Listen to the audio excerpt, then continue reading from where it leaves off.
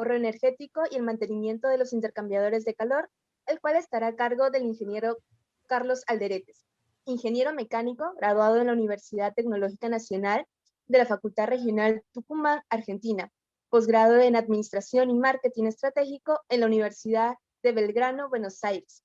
Socio gerente C de Ingeniería y Capacitación, cuenta con más de 25 años de experiencia continua en la industria, ocupando cargos de gerencia y jefaturas en empresas de Argentina y Bolivia en las actividades de gas y petróleo, química, alimentos, azúcar, alcohol y celulosa y papel. Prestó servicios profesionales a empresas como Canta Oil Gas Service, Rexair Argentina, SA, Shell Gas, Repsol, entre otros.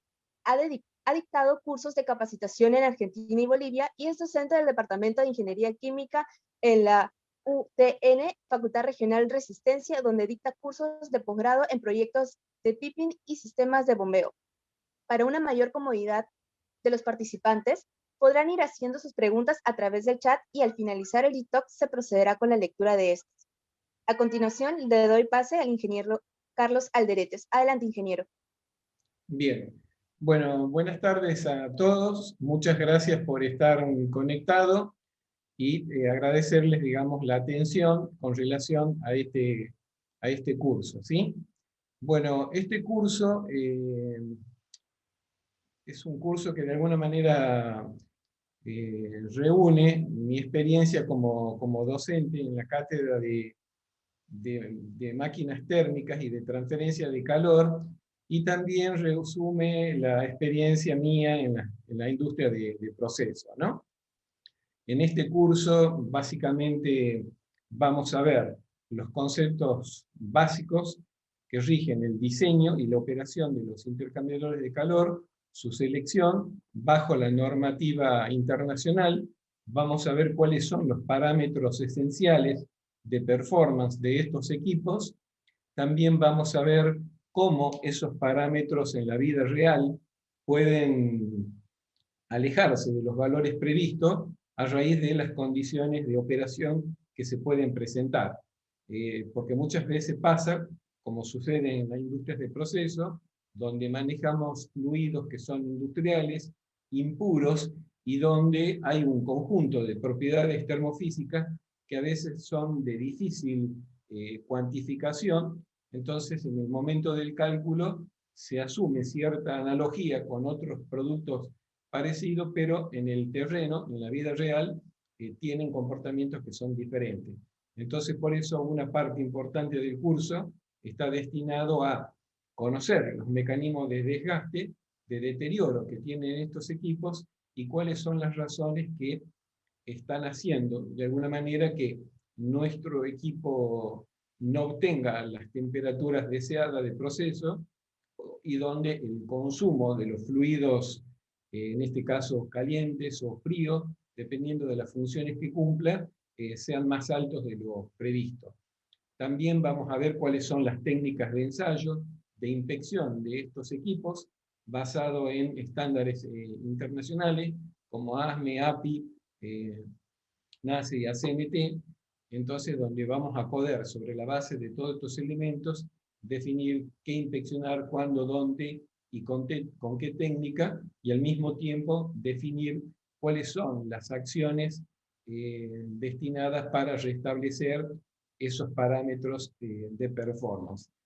Todas las industrias de proceso en general requieren de operaciones unitarias, tales como calentamiento, enfriamiento, congelamiento, evaporación, condensación, secado, humectación, cristalización, fusión, etc., en donde hay una constante en todas estas operaciones, y es que demandan una cierta cantidad de energía, ya sea para obtener fluidos calientes o bien para obtener fluidos que son fríos. Es decir que, independiente de la importancia que tengan estas operaciones dentro de cada proceso, hay un consumo energético que puede ser muy relevante dentro del consumo de energía global de la planta. Pero al mismo tiempo, estas operaciones, cualquiera sea, donde tienen por finalidad alcanzar o mantener determinadas temperaturas, si no son alcanzadas o mantenidas, pueden impactar sobre los niveles de producción o sobre la calidad de un producto. Entonces pensemos no solamente en una refinería de petróleo, pensemos en el impacto que puede tener en la industria alimenticia, en la industria farmacéutica y otras, ¿no es cierto?, en donde esas temperaturas, ya sean, digamos, por debajo de la temperatura ambiente o por arriba de la temperatura ambiente, en aplicaciones de frío y calor, pueden generar verdaderos problemas. La transferencia de calor se puede dar, digamos, a través de fluidos, o entre fluidos y sólidos, y la gama de productos que se pueden presentar en el intercambio de calor son muy variables, ¿no? Entonces podemos tener desde aire, gases, que pueden ser condensables o no, líquidos y soluciones, suspensiones, emulsiones. Muchos de ellos pueden ser viscosos o no viscosos, pueden ser homogéneos o heterogéneos, pueden tener características corrosivas y a su vez tener la presencia de partículas que generan procesos erosivos dentro del escurrimiento a través de los intercambiadores, y las presiones a las que pueden operar puede ser desde vacío, como pasa por ejemplo en la evaporación en muchas industrias alimenticias, que se hace bajo vacío, de modo tal de tener transferencia de calor a baja temperatura, y en otros casos podemos llegar a tener temperaturas muy altas, como de 600 grados centígrados en el caso de termoeléctricas, o temperaturas muy bajas, debajo, digamos, de los 200 grados centígrados, como serían las aplicaciones farmacéuticas, ¿sí? Entonces, en general, cuando las temperaturas están por arriba de la temperatura ambiente, hablamos de aplicaciones térmicas, y cuando estén por debajo de la temperatura ambiente, podemos hablar de aplicaciones frigoríficas o criogénicas. Los intercambiadores de calor forman parte de una especialización de la energía, porque están presentes no solamente como equipos de gran tamaño, de gran volumen, sino muchas veces pueden estar como pequeños dispositivos de enfriamiento, como por ejemplo en máquinas eléctricas o electrónicas, en donde necesitamos mantener la temperatura de los metales. También los intercambiadores tienen, por ejemplo, una aplicación muy importante como control de la fricción en todos los circuitos de lubricación, ¿no? En donde tenemos equipos que operan a altas temperaturas, que necesitan ser mantenidos refrigerados. Entonces vamos a recurrir a equipos de intercambiadores de calor, agua-aceite, para mantener las propiedades de los lubricantes. Los equipos tienen geometría de las más variadas. Podemos tener intercambiadores tubulares, los de casco y tubo, que son los más conocidos. Podemos tener tubos de superficies aletadas, pueden ser tubos lisos. Podemos tener intercambiadores de placa, podemos también tener intercambiadores de tubos concéntricos, podemos tener superficies que son corrugadas, o simplemente tener un serpentín, como el que estamos viendo en la figura, que sirve como elemento de calefacción o de enfriamiento. Es decir, que la variedad de equipos que se presentan en la práctica y las operaciones que se pueden efectuar en el mismo son variables. Cada uno de esos equipos está pensado por lo general para una aplicación en particular, sobre todo, por ejemplo, estos recipientes enchaquetados que manejan productos que son muy corrosivos y que son calefaccionados externamente. El calor, como sabemos, reconoce tres formas de transferencia: por conducción, convección y radiación, cada una de las cuales se rigen por leyes que son propias, y en la práctica rara vez estos mecanismos se presentan en forma individual, sino generalmente lo hacen de manera combinada, y la prevalecencia de un mecanismo sobre otro va a depender de las temperaturas que están en juego. Así, la radiación tiene como importancia, ¿no es cierto?, tiene importancia en aquellos procesos de alta temperatura, mientras que la conducción y convección son para temperaturas, digamos, más bajas, ¿no? Cuando digo más baja, estoy hablando de temperaturas que pueden estar en el orden desde 500 grados para abajo, mientras que la radiación, por lo general, cuando pensamos, estamos pensando en radiación de gases a alta temperatura, con temperaturas, por lo general, arriba de 1000 grados. El diseño de un intercambiador de calor parte de calcular o de conocer cuál es la cantidad de calor que necesitamos transferir a un fluido o que necesitan intercambiar para lograr una temperatura determinada. Esa superficie de calefacción va a ser proporcional al calor transferido, inversamente proporcional al coeficiente total de transferencia de calor y a la diferencia logarítmica media de temperaturas. Los fluidos en general en un intercambiador de calor están cambiando continuamente sus temperaturas, y salvo en el caso de la evaporación, en donde la diferencia de temperatura se mantiene constante. Entonces sí podemos ver acá que, por ejemplo, en este caso tenemos un proceso de calentamiento en donde un fluido se calienta desde una temperatura inicial a otra final, utilizando vapor de agua que se condensa. Entonces el flujo de calor va a ser desde la temperatura más alta hacia la temperatura más baja. Podemos tener acá un proceso, digamos, un proceso donde también tenemos un fluido que se evapora, en este caso, este es un fluido que se evapora, mientras tengo yo otro fluido que se enfría, ¿no? Esto puede pasar, por ejemplo, en un intercambiador, en un evaporador, utilizando aire o gases de combustión que se enfrían, mientras que el agua cambia de fase y sobra isotérmicamente. También puedo tener procesos como el indicado en esta figura, en donde yo tengo un fluido que se evapora a presión y temperatura constante, utilizando un vapor condensante que también lo hace a presión y temperatura constante. Entonces, en este caso, tenemos una diferencia de temperatura constante, que sería, digamos, lo ideal, mientras que en la mayoría de los casos vamos a tener temperaturas variables, que son las que dan origen a la llamada diferencia logarítmica media de temperatura. Bueno, tal vez el parámetro más importante en el diseño de un intercambiador de calor es su coeficiente total de transferencia de calor, que está determinada por las características termofluido de los fluidos que circulan. Por un lado, dentro de los tubos, y por otro lado, fuera de los tubos.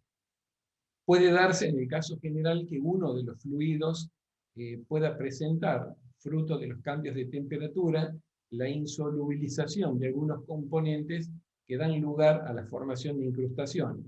Y puede suceder también que ambos fluidos sean sucios, es decir, tengamos ensuciamiento del lado interno de los tubos y del lado externo, y siempre habrá, en el cálculo del coeficiente total de transferencia de calor, uno de los fluidos que es determinante en el proceso de transferencia de calor. Matemáticamente, por la forma en la que se calcula el coeficiente de transferencia de calor, siempre este es menor que el menor de los coeficientes, es decir que digamos, el coeficiente total de transferencia de calor va a estar determinado por el fluido menos transmisor del calor, que es el que más impacto va a tener en la superficie de calefacción. En los proyectos, por lo general, se asume un determinado factor de ensuciamiento para que cuando el intercambiador se vaya incrustando, este tenga digamos, una superficie con cierto sobredimensionado para contemplar ese hecho. Sin embargo, ese proceso puede ser muy intenso y ese coeficiente, digamos, de ensuciamiento asumido puede ser totalmente bajo y podemos no lograr las temperaturas deseadas. Entonces acá podemos ver diferentes tipos de ensuciamiento, tanto del lado interno de los tubos como externos. Entonces esas capas de ensuciamiento o de incrustaciones en general están formadas por sales que se han insolubilizado, que se caracterizan por tener baja conductividad térmica, es decir, comportándose como verdaderas resistencias térmicas que dificultan el flujo de calor. Entonces, para mantener las temperaturas necesitamos pasar más flujos de fluido caliente o frío con los costos que eso implica.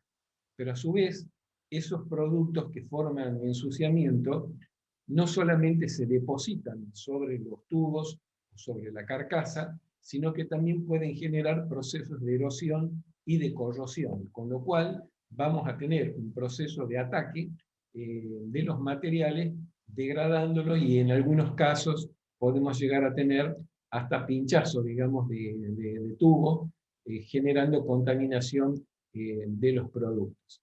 Entonces acá tenemos un caso de una planta de tratamiento de gas, en donde el gas propano, que es comprimido, es enviado a un aeroenfriador, en el cual el propano, utilizando aire como fluido de transferencia, se produce la condensación del propano. Luego el propano, que está a alta presión, sufre un proceso de expansión, isentálpica, en donde en un separador vamos a separar una fase líquida y una fase gaseosa, con la cual la fase, digamos, gaseosa va a entrar en un chiller para producir el enfriamiento de otra corriente.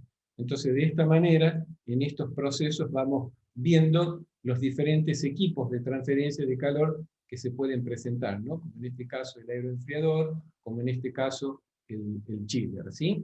Entonces, físicamente, esos equipos, que uno los esquematiza de esa manera, tienen físicamente, ¿no es cierto?, estos aspectos. En muchos casos pueden ser equipos de gran tamaño, entonces, con lo que nos da idea a nosotros de la importancia que tienen. Estos equipos, por el rol importante que tienen en las industrias de proceso, su diseño en general está estandarizado.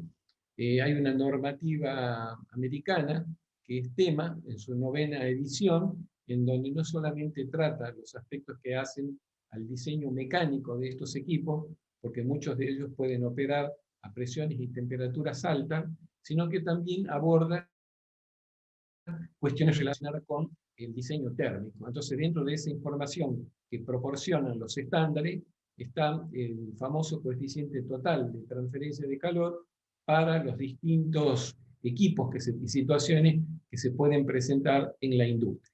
Dentro de esa información vamos a tener también los conocidos factores de ensuciamiento, con los que vamos a estimar el proceso de deposiciones dentro de los tubos.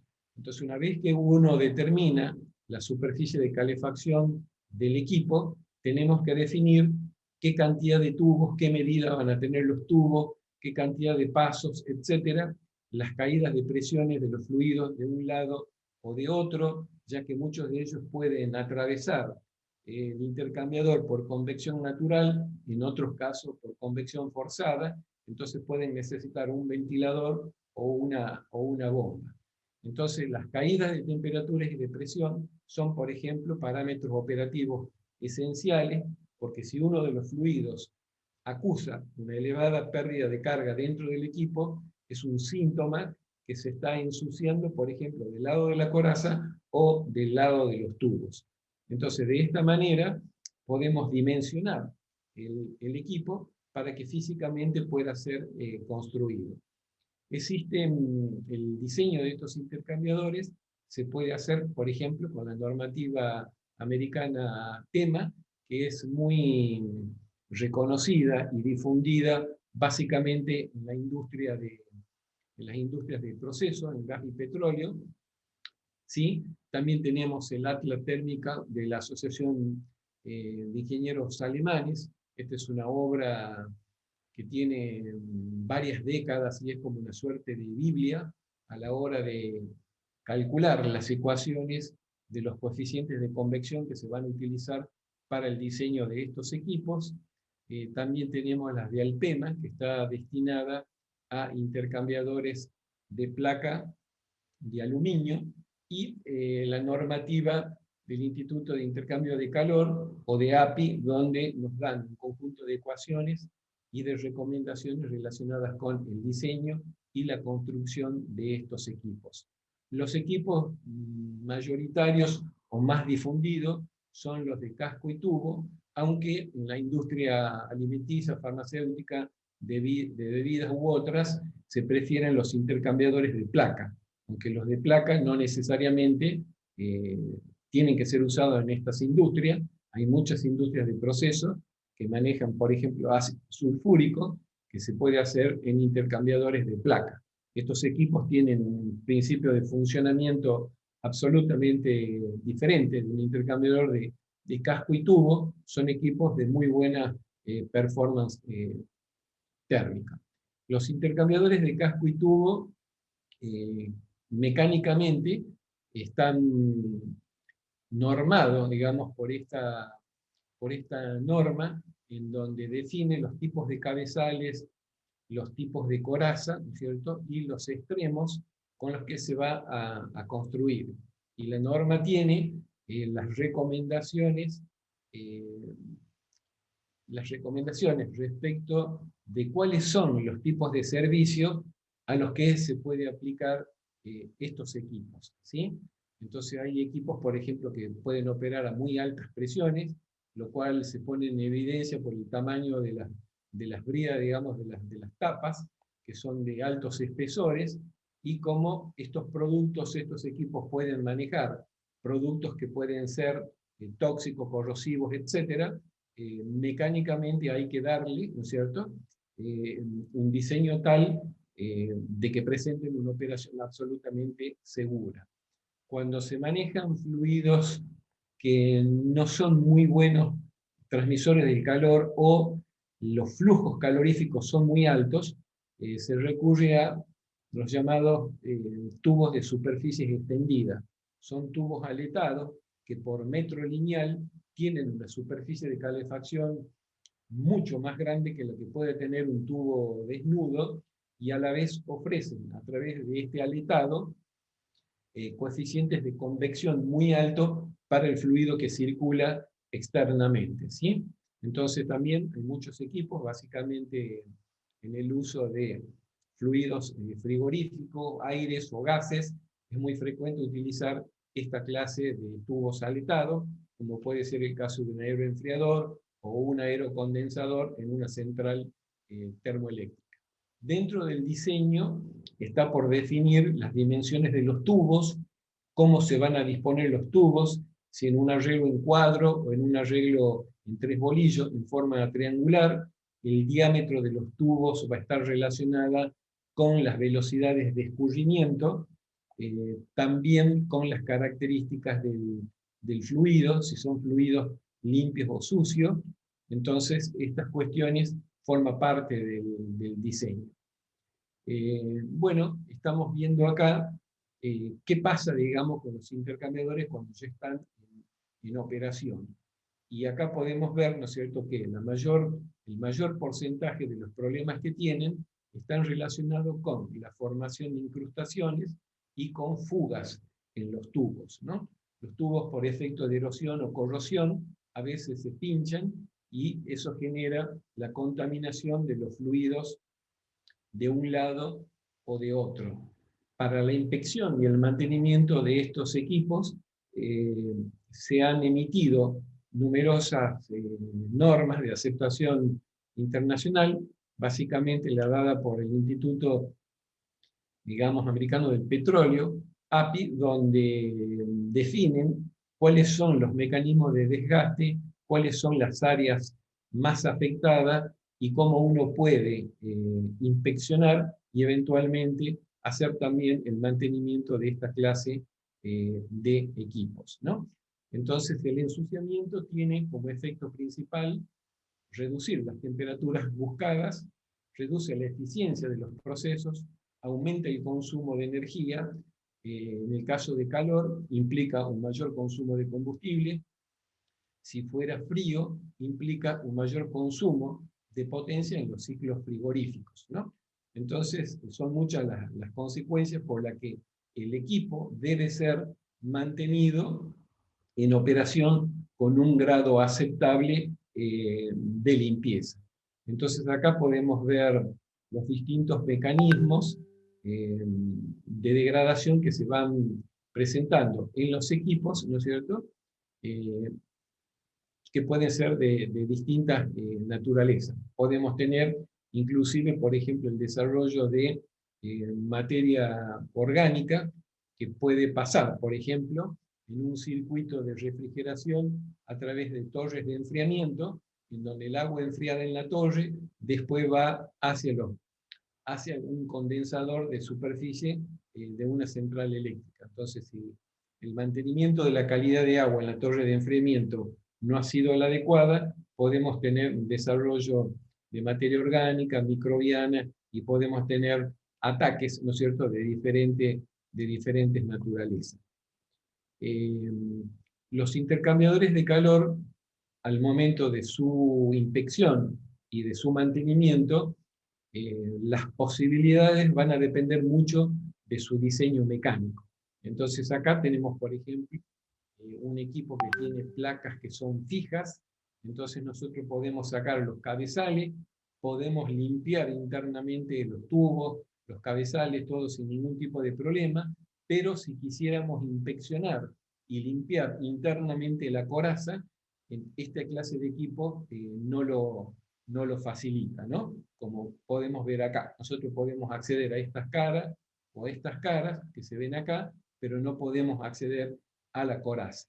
Entonces, en esos casos vamos a necesitar dispositivos especiales de inspección, como pueden ser fibra óptica, videoscopio, etc. Es decir, dispositivos que nos permitan introducirnos dentro de esas zonas inaccesibles y poder monitorear el estado de ese equipo. Desde ya que si uno tiene que limpiar la parte, digamos, externa, entonces vamos a necesitar hacer limpieza química, ¿no? Entonces, cuando estos equipos no tienen una construcción de placas fijas, sino que la coraza es desmontable, como se ve acá, en estos equipos, entonces en ese caso uno puede desmontar la coraza y someterla a un proceso de limpieza, para lo cual podemos tener diferentes herramientas mecánicas para hacer la limpieza de los tubos.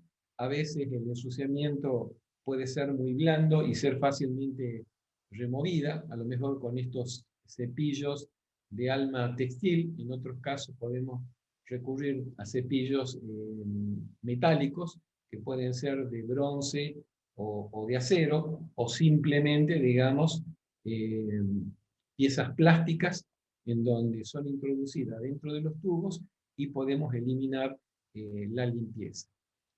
También podemos recurrir a la limpieza hidrocinética con equipos que son especiales. Estos equipos tienen un cepillo que por lo general es rotativo con una inyección de agua. Entonces hace una remoción mecánica e hidráulica al mismo tiempo, ¿no? Entonces vamos a tener un hidrolavado cuando en general se puede eliminar con facilidad los ensuciamientos, e hidrocinética cuando es de muy difícil eliminación y vamos a necesitar bombas de alta presión, ¿no?, capaces de desarrollar 800 a 2500 bar, entonces presiones lo suficientemente altas como para hacer un proceso de flushing y eliminar las incrustaciones que tenemos, ¿sí? Entonces, estas actividades de inspección, de limpieza, son esenciales para mantener la performance de los equipos. Cuando mecánicamente no es posible resolver la eliminación, o bien se ha eliminado una buena parte, pero ha quedado otra muy adherida, se recurre a la limpieza química. La limpieza química es una actividad muy especial que básicamente tiene una etapa, digamos, ácida y alcalina, con diferentes tipos de productos especialmente desarrollados y controlados con inhibidores de corrosión, porque uno de los peligros que se tiene en este tipo de limpieza es que podemos producir el pinchado, digamos, de los tubos, ¿no? Entonces, si se pinchan los tubos, estamos frente a un gran problema. Imagínense que se pincha un sábado a la noche, el tubo que está en el medio de este maso tubular y nos piden que vayamos a resolver el problema. Entonces, es bastante complicado el tema de la limpieza química. También la extracción de los haces tubulares de la carcasa puede ser una complicación dependiendo de las dimensiones que tenga el intercambiador. A veces las mismas impurezas que se han depositado, digamos, generan unos rozamientos y unas adherencias muy difíciles de poder ser removidas, entonces se requieren de equipos especiales, en algunos casos una suerte de gatos hidráulicos con los que se hace fuerza para poder sacar la coraza. También los tubos se pueden inspeccionar con técnicas especiales de ensayos no destructivos, que donde nosotros no solamente vamos a hacer la limpieza del tubo, sino que después internamente lo podemos recorrer con esta clase de equipos a los fines de chequear, digamos, que los tubos no tienen pérdida de espesor o bien tienen grietas o algún tipo de fisura que en algún momento pueden progresar y colapsar, generando, digamos, una fuga de fluido. Entonces son las herramientas, una de las más conocidas es el iris, que consiste en una herramienta rotativa con inyección de agua y tiene un palpador que va tocando, digamos, el diámetro interior, y si llegara a encontrar alguna discontinuidad, esa información se transmite, ¿no es cierto?, hacia un equipo que es la que sensa y puede determinar la pérdida de espesor, ¿no? Entonces, estos equipos, hay equipos que son aptos para trabajar con materiales ferrosos y no ferrosos. Entonces, la selección también va a depender de las características del material, ¿sí? Entonces, hay técnicas, como le digo, que pueden trabajar con aleaciones ferromagnéticas y en otros casos no, como puede ser el caso de tubos de cobre, aluminio, etcétera, en donde se recurre a otro tipo de técnica. Una vez que uno hace la limpieza, el recambio de los tubos si es necesario, hay que probar hidráulicamente el equipo a los fines de garantizar que no existen pruebas, no existen fugas y que el equipo está absolutamente estanco. Entonces, cuando hemos verificado esas condiciones, entonces sí podemos pasar, digamos, el equipo a operación. A veces puede suceder que las fugas no son muy fáciles de detectar porque pueden ser fugas pero muy pequeñas, que puede llevar mucho tiempo poderlas poner en evidencia. En esos casos se puede recurrir a la detección por trazadores de helio, entonces que es una técnica muy especial, en donde lo que se puede hacer es hacer el vacío sobre el equipo y se incorpora helio, que después se monitorea, digamos, en un medidor cromatográfico, o al revés, se presuriza el equipo con helio y se tiene un equipo que externamente es capaz de detectar la presencia de helio, entonces nos dará la fuga. Entonces en un intercambiador yo puedo tener una situación como esta, en donde acá vemos cómo el tubo pinchado, en este caso, gotea, pero cuando tenemos una fuga grande. Entonces a veces esa fuga puede ser, como les decía, infinitesimal y puede llevar a lo mejor un mes ponerla en evidencia. Esas fugas en general tienen muy pequeñas, tienen una enorme importancia en los equipos que operan al vacío. Un equipo que opera a presión es lo más fácil de detectar. ¿Por qué? Porque tiende a proyectar el fluido hacia afuera, pero un equipo que opera bajo vacío, entonces es muy difícil ponerla en evidencia, y para lo cual se recurre a la técnica de monitoreo, digamos, a través de helio, ¿no? Entonces, en los intercambiadores, el tema de las juntas, el tema de la estanqueidad, para que no haya fugas, es un aspecto que es esencial, y cuando los tubos, por ejemplo, tienen fugas y no disponemos del tubo o no disponemos del tiempo necesario para hacer el recambio, a veces se puede ir al taponamiento de tubos. Es decir, a eliminar directamente el tubo. En muchos casos hay tapones que son especiales, hay otros que son simplemente cónicos como esto, en donde se sellan simplemente golpeando. Entonces eso produce un efecto de cuña sobre la tapa del tubo y quedan anulados, ¿no? Entonces, en una buena administración, por así decir, de este tipo de problemas, por lo general se pueden poner indicadores de distintos colores que corresponden a su vez a fechas que son diferentes. Por supuesto, lo deseable no es que los tubos sean anulados, porque cada tubo tiene una determinada superficie de calefacción, que cuando nosotros lo anulamos al tubo, es superficie de calefacción menos de intercambio que perdemos, y si los tubos son muchos, entonces eso puede afectar al funcionamiento de los equipos. Y finalmente, cuando las otras partes del equipo, que puede ser la coraza, cabezales, también son atacados mecánicamente y químicamente, a veces hay que recurrir a el uso de productos especiales, que pueden ser algunos, digamos, un coating con pinturas que son especiales, en otros casos pueden ser recubrimientos de tipo cerámicos o vasillas en mezclas con epoxi que le dan características anticorrosivas, ¿no?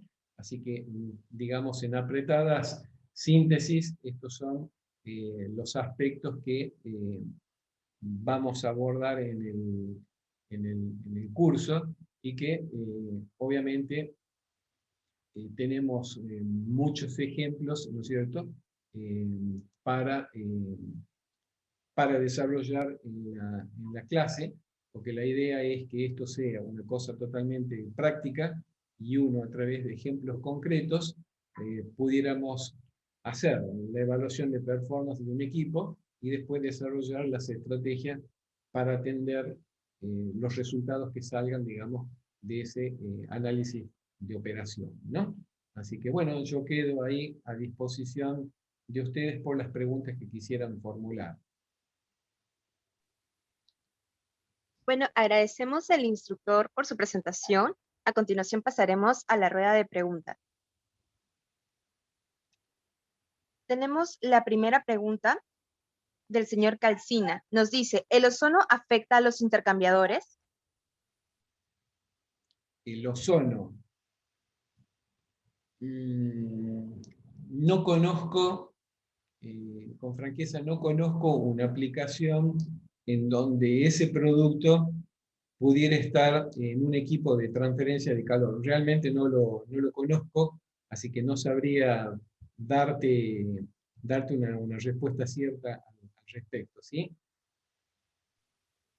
Muy bien, entonces continuamos con la siguiente pregunta del señor Alfredo Tupanyupanqui. Nos dice, ¿cada cuántas horas se debe hacer la inspección o mantenimiento? Bueno, no hay un plazo fijo, ¿no es cierto? No hay una frecuencia fija para hacer la inspección de un intercambiador de calor. En general, la inspección se decide a partir del control operativo de las presiones y temperaturas de entrada y de salida del fluido que a nosotros nos interesa, ¿no? Entonces, si nosotros arrancamos, por decir, un día lunes con los tubos limpios y las temperaturas y las caídas de presiones son adecuadas, y al cabo de un mes esos valores se mantienen, entonces queda claro, digamos, que hasta que no tengamos indicio de que esos valores comiencen a caer, nosotros no deberíamos tener inspección por debajo de ese valor, ¿no? Por ejemplo, en la industria azucarera, el proceso de elaboración requiere calentar el jugo de caña, y la solución azucarada impura es tan incrustante que esos equipos son limpiados semanalmente. Es decir, semanalmente hay que parar los equipos y proceder a su limpieza, por lo general mecánica, para lo cual se tiene uno o dos equipos, digamos, en stand-by, de modo tal que uno va poniendo un equipo, saca un equipo en operación, pone el de reserva, limpia, y así se va avanzando en la serie de intercambiadores de calor, ¿sí? Entonces, hay equipos, hay servicios donde podemos tener un año de operación sin necesidad de limpieza, y hay otros, como en este caso, que les decía, que es semanal, ¿sí? Muy bien, continuando con la siguiente pregunta, tenemos, solo se puede taponear el 10% del total de tubos para evitar una ineficiente transferencia de calor de parte de Giancarlo Socola. No. Te comento cuál es la situación. En el caso de calderas concretamente, y lo mismo pasa en intercambiadores de calor, es una pregunta muy recurrente indagar respecto de cuántos tubos está permitido anular, ¿no? Entonces, más que preguntar cuántos tubos podemos anular, es más interesante saber qué efecto me produce sobre la transferencia de calor cada tubo que yo anulo. Ese valor del 10% surge y está mencionado en las normas del National Board, en donde simplemente esa norma comenta que en la actividad naval, ¿no? En la actividad naval, en donde el servicio de estos equipos es clave, eh, en esa actividad concretamente, cuando se especifican los equipos de transferencia de calor, se pide un sobredimensionado a los fabricantes del orden del 10%, de modo tal que cuando tengan necesidades de anular los tubos por un desgaste prematuro, el equipo quede con la superficie de calefacción necesaria para seguir manteniendo las temperaturas, ¿no? Pero ese porcentaje viene, digamos, de esa fuente de información, y de ninguna manera está considerada como una directiva que es aplicable a todas las actividades, ¿no? Es decir que eh, eso hay que verlo puntualmente. En muchos servicios, anular un tubo no está concebido dentro de los parámetros de operación, de modo tal que no debería pasar, ¿no? Es más, el anulado de los tubos está considerado por las normas de diseño mecánico como una reparación temporaria, es decir, que bajo ningún aspecto yo puedo anular tubos, ¿no? En un intercambiador de calor o en una caldera en una situación definitiva. Es solamente para salir del paso, pero la solución correcta sería cambiar el tubo. Lo que pasa es que a veces, si los tiempos no dan o no disponemos del material adecuado, no nos queda otro más remedio, ¿sí? Muy bien, gracias, ingeniero. Pasamos a la cuarta pregunta, que es de Arnaldo Mendoza. Nos dice, buenas tardes. ¿Es necesario siempre realizar un recubrimiento con componente químico de las tuberías internas del intercambiador de calor? No necesariamente. En realidad los tubos son utilizados desnudos, no tienen ningún tipo de recubrimiento, y cuando los servicios son muy corrosivos, es decir, vamos a manejar productos para los cuales los metales no ofrecen soluciones, entonces se pasan a utilizar tubos de materiales especiales, que pueden ser concretamente termoplásticos, pueden ser tubos de grafito. Hay una línea, una gama muy amplia de materiales especiales para considerar esas situaciones en donde el producto que circula internamente es muy agresivo, ¿no? Entonces, en donde no podemos hacer nada, ni con un acero común al carbono, ni con aceros inoxidables, digamos, ni con cobre, ni ningún otro material, ¿sí? Hay Muy que bien. pensar además que estamos hablando de tubos que son de diámetros muy pequeños, ¿no?